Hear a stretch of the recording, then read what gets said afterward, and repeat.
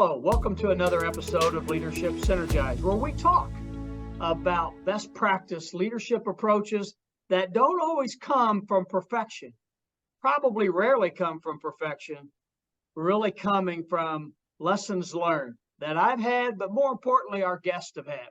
And I have such a special guest for us all today, Mr. Gregory Nunley, who is a lifelong educator, and he's going to share a bit about his experiences in leadership, in the school systems, and in life. And I think you're going to find more than one nugget to take away to help you. And I'm going to find more than one nugget to help me as well, because I'm here to learn. But we're happy that you're here to join us today and next week. Mr. Nunley will be with us for 2 episodes, I'm excited to say.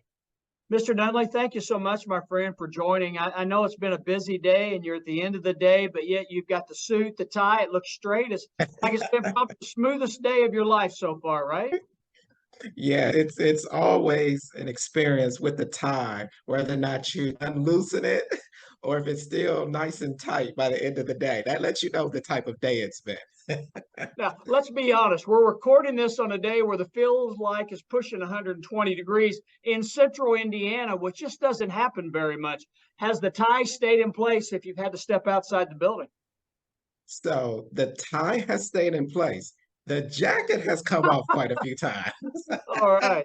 I like that. Mr. Nunley, thank you so much from the bottom of my heart, my friend, for taking this time and to spend with us and to share your journey, your experiences, and talk about what's worked for you and maybe what's not worked for you and some things related to leadership. But before we go any further, you and I met as you're pursuing a doctorate degree.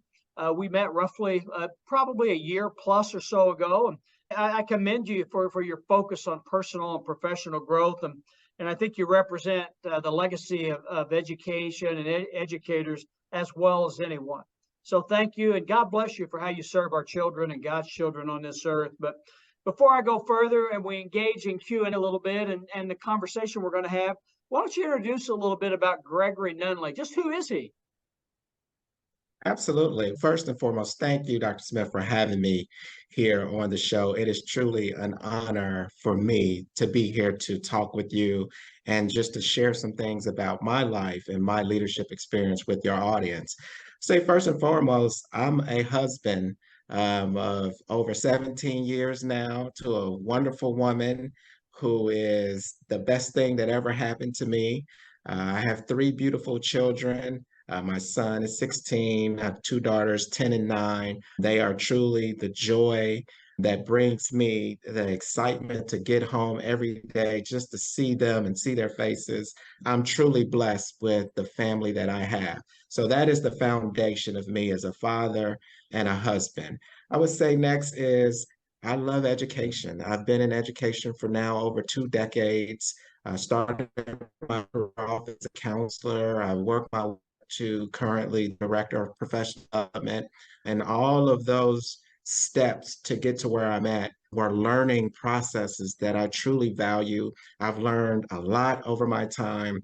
I've gained a lot of wonderful friends, but I will also say that keeping my faith and my belief has been a cornerstone to helping me get to where I am. So when I'm not doing the professional stuff, I'm a gamer. My son and I were on our PlayStations and Xboxes. I'm a space nut. I love to learn about space exploration. We'll be watching sports all weekend. So I'm just like everybody else in that aspect. I'm just happy to be here and glad to share some ideas with you. Well, thank you for that introduction. What a wonderful background. Let me ask, Mr. Nunley, when did you know that education was for you? It started when I was in Bible class. I was probably around 10, 11 years old. And my dad, who's a minister, one day asked me, "Are you ready to teach Sunday school?" And I'm like, "Huh?